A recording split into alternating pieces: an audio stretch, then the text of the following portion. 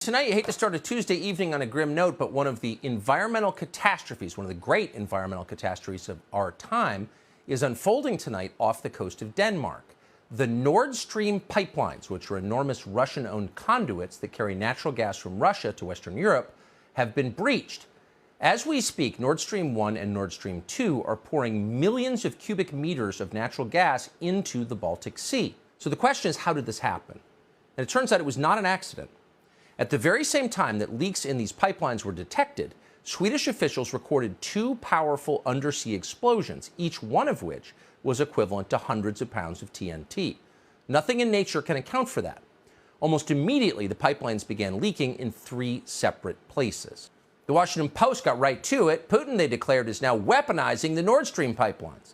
According to the Canadian ambassador to the UN, Vladimir Putin has decided to use, quote, pollution as an act of war. Progressive Twitter strongly endorsed this conclusion. Putin did it. And that makes sense until you thought about it for just a moment. Vladimir Putin may be evil. They tell us that he is evil. But is he stupid? Probably isn't stupid.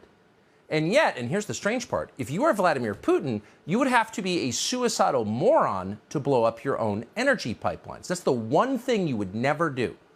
Natural gas pipelines are the main source of your power and your wealth, and most critically, your leverage over other countries.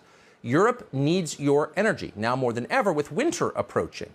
If you can't deliver that energy, then countries like Germany have no need to pay attention to what you want. You're in the middle of a war, an all-hands-on-deck war, so you need all the leverage you can get. Under these circumstances, there is no chance you would blow up Nord Stream 1 or 2. Not now, obviously.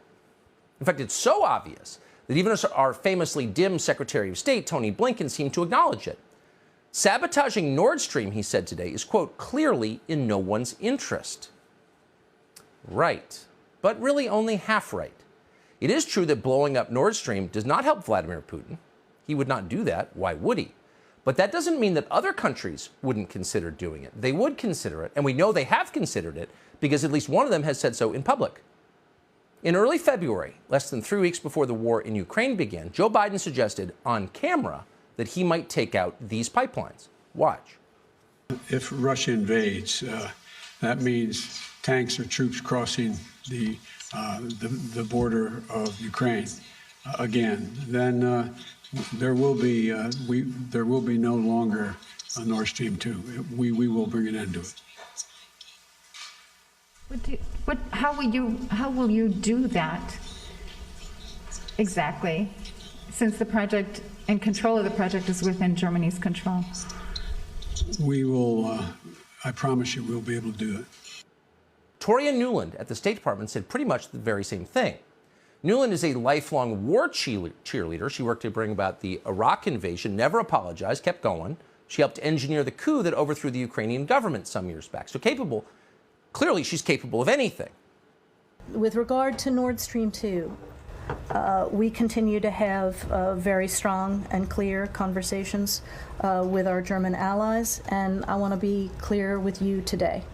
If Russia invades Ukraine, one way or another, Nord Stream 2 will not move forward. So you have to ask, could the Biden administration really do something like this? We can't say for sure. We don't know for sure.